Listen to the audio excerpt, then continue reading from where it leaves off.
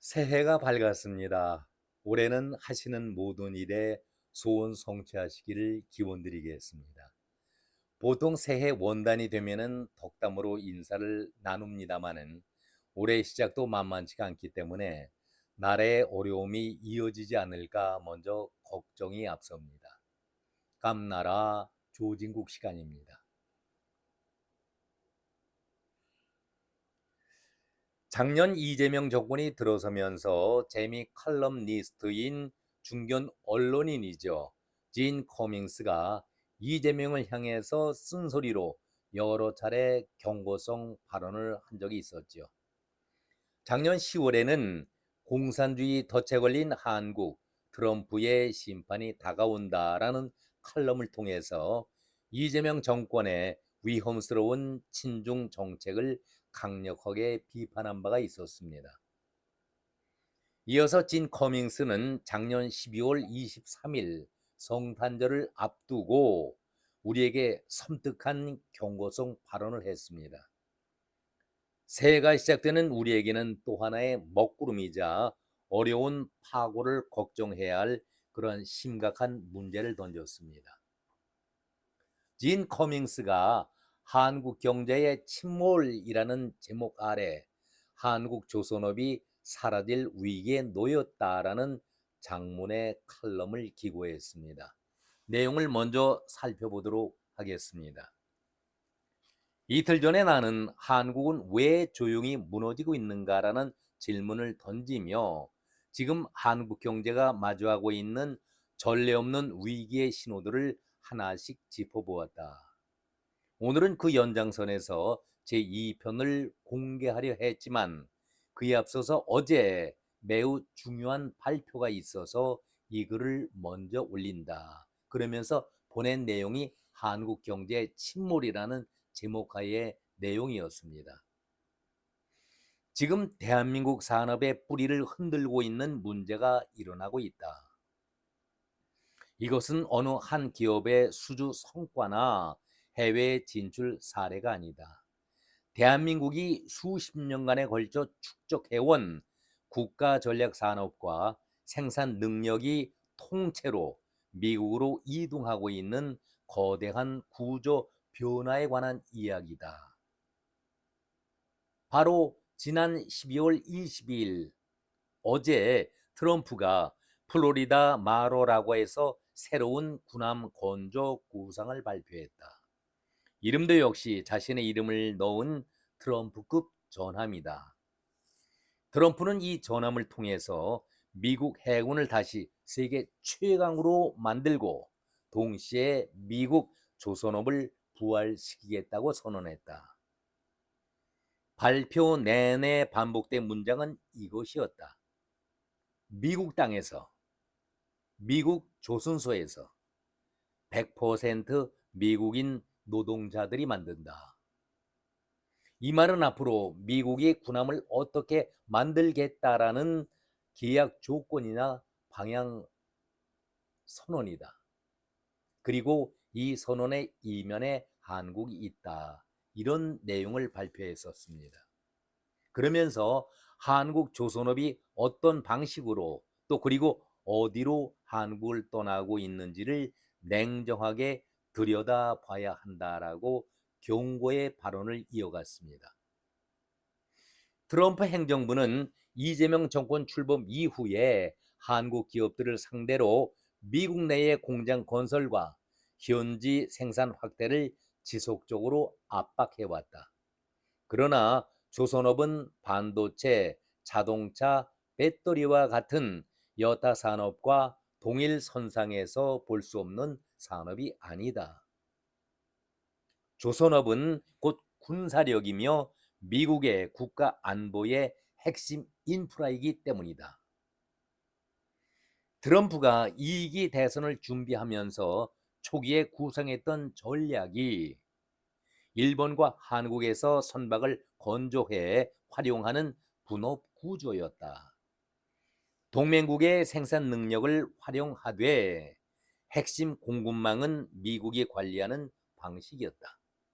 그러나 이재명 정권 출범 이후에 이 전략은 근본적으로 수정이 된다. 미국 안보에 있어서 가장 중요하면서도 동시에 가장 취약한 분야인 조선업을 중국의 영향권과 간접적으로라도 연결된 지역에 둘 수 없다는 결론에 도달했기 때문이다. 중요한 지적이고 대목이지요. 한국의 조선업은 세계 최고 수준의 기술력을 보유하고 있다. 한국의 조선업은 세계 최고 수준의 기술력을 보존하고 있다. 바로 그 점 때문에 이 기술이 중국의 영향력에 노출되는 상황 자체가 미국에게는 심각한 안보 위협으로 비춰지고 있다. 기술 수준이 높을수록 그 통제와 신뢰의 문제는 더욱 엄격해질 수밖에 없다. 그러므로 미국의 핵심 안보 자산은 신뢰할 수 없는 국가에 맡길 수 없다라는 결론에 도달한 것이다. 중요한 대목이죠. 그리고 중요한 지적입니다.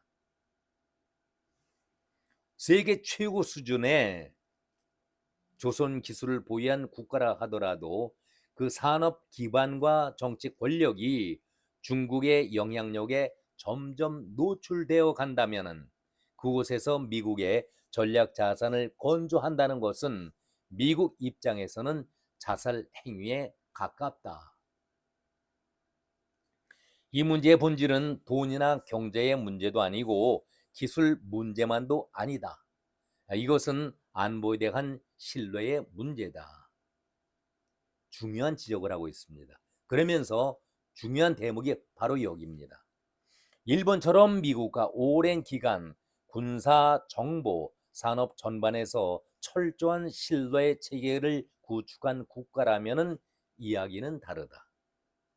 그러나 한국은 이미 조선 기자재와 부품 공급망 전반에 중국산 비중이 깊숙이 침투해 있기 때문에 여기에 더해서 중국과의 전략적으로 깊숙이 연계를 하면서 미국과의 신뢰 관계를 거부하는 정치 권력이 집권한 세력이다. 굉장히 중요한 대목을 지적하고 있습니다. 중국과의 전략적으로 깊숙이 연계를 하면서 미국과의 신뢰 관계를 거부하고 있는 정치 권력이 집권한 세력이다. 어느 정부가? 이재명 정권이라는 얘기 아니겠습니까? 이러한 조건 아래에서 미국의 핵심 안보 자산을 한국에서 건조한다는 선택지는 트럼프에게 더 이상 현실적인 옵션이 아니었다. 그 결과 트럼프는 협력이나 분업이 아닌 생산기지 자체를 통째로 미국 영토 안으로 이전하는 전략으로 방향을 선회한 것이다. 한마디로 조선업만큼은 중국에게 빼앗기지 않겠다라는 생각 속에 이러한 조치를 취했다는 얘기 아니겠습니까?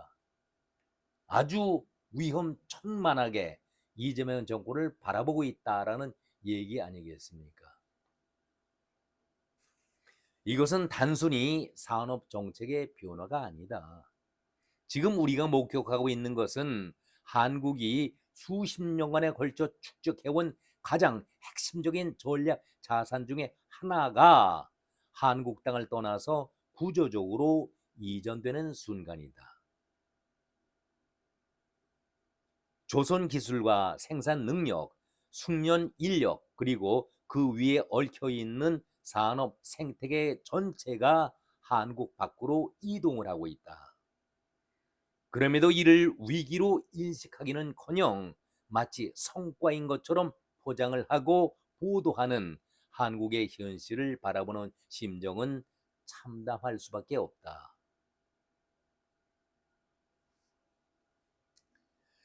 나는 수개월 전부터 트럼프가 이재명 정권을 신뢰하지 않는 상황에서 이재명의 정치적 약점을 지렛대로 삼아 조선업을 통째로 미국으로 이전시키려는 전략을 펼칠 가능성이 크다라는 점을 여러 차례 경고해왔다. 트럼프가 추진하고 있는 마스가 다시 말해서 미국의 조선 해군 상선 건조 역량을 완전히 미국 영토 안으로 회수하려는 구상이 본격화될 경우에 조선어만큼은 반드시 지켜내야 한다는 문제의식을 공유하고자 글을 써왔다. 한국 편에 서서 이 조선어만큼만은 꼭 지키길 바랐다. 그러나 많은 한국인들은 이를 위기로 받아들이지 않았고 이재명 정부는 관세 협상 국면에서조차 스스로 조선업을 협상 카드로 제시했다. 기가 막힌 얘기죠. 트럼프의 마스카 전략에 한국 정부가 참여하겠다라는 제안을 들고 워싱턴으로 향했던 것이다. 한마디로 이재명 자체가 피곤이라는 약점을 미국이 충분히 활용을 하면서 우리 한국은 여기에 약점을 잡혀 있기 때문에 이재명으로서는 내놓을 카드가 없었다라는 것을 손바닥을 보고 폰이 알고 있었다는 얘기 아니겠습니까? 그러니 우리가 미리 협상 카드로 조선업도 그 흥정의 대상이 될 수 있다라고 미리 내놓았다는 것 아니겠습니까? 한마디로 굴욕과 굴종 협상을 그야말로 하나만한 협상을 펼치지 않았는가. 무척 참담하고 안타깝다라는 얘기를 진 커밍스가 지적하고 있는 것입니다. 한마디로 트럼프에게 조공을 바치듯이 트럼프 마스카 전략에 우리가 참여하겠다라고 하니까 기가 막힐 노릇이 아니겠는가 개탄스러워하고 있는 것입니다. 진 커밍스는 계속해서 이렇게 기고하고 있습니다. 그 장면을 지켜보면서 느낀 감정은 실망을 넘어서서 참담함에 가까웠다. 참여하는 것과 국가의 가장 핵심적인 전략 자산을 통째로 넘겨주는 것은 전혀 다른 문제이다.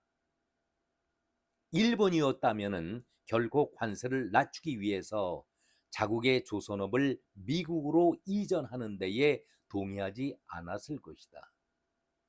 더구나 이를 자발적으로 제안하는 일은 상상조차 하기 어렵다. 그런데 우리는 협상 카드로 조선업을 내놓지 않았었습니까? 그것을 지적하고 있는 것입니다. 일본은 미국과의 동맹에 적극적으로 협력을 하되 넘겨서는 안 될 전략 자산에 대해서는 분명하게 선을 긋고 있다. 일본의 사나의 다카이치 총리가 트럼프와 강력한 신뢰 관계를 구축하면서도 줄 것은 주되 자국의 핵심 산업과 전략 자산만큼은 확실히 지켜내는 외교를 보여주고 있다. 냉정하고 계산된 외교를 지켜볼수록 한국 정부의 선택은 더욱 뼈아프게 대비되고 있다. 지금의 결정은 단기적인 관세 협상의 문제가 아니다. 이는 마스카라는 이름 아래 한국의 조선 기술과 산업 주도권이 미국의 전략 자산으로 재편되는 역사적 전환의 문제다. 그리고 그 대가는 결국 한국의 산업 기반과 다음 세대가 치를 문제가 됐다. 하지만 어제 트럼프의 발표, 12월 20일에 발표됐다는 그 내용인데 이 모든 우려가 가정이 아니라 현실이 되고 말았다. 진 커밍스는 이러면서 아쉬움을 이렇게 토로하고 있습니다. 내가 한국을 바라보고 있는 심정은 참담하기 그지가 없다. 나의 조국의 핵심 전략 자산이 이렇게까지 무방비로 외부로 이전되는 역사적 비극의 과정을 지켜보는 일은 고통스럽기까지 하다. 이 문제에 대해서 내가 비극이라고 느끼는 이유는 이 과정이 한국 국민의 세금을 통해서 이루어지고 있다는 사실 때문이다. 참 뼈아픈 지적이지요.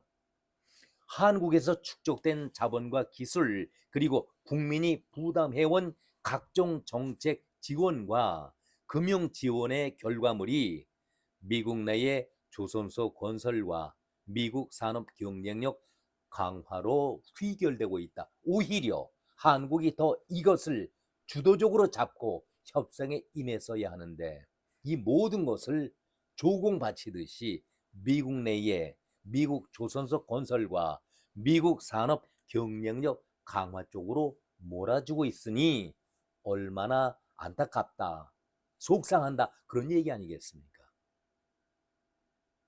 지금 벌어지고 있는 일은 해외 진출이 아니다. 한국 조선업이 한국을 떠나서 미국의 전략 자산으로 재편되는 과정이다.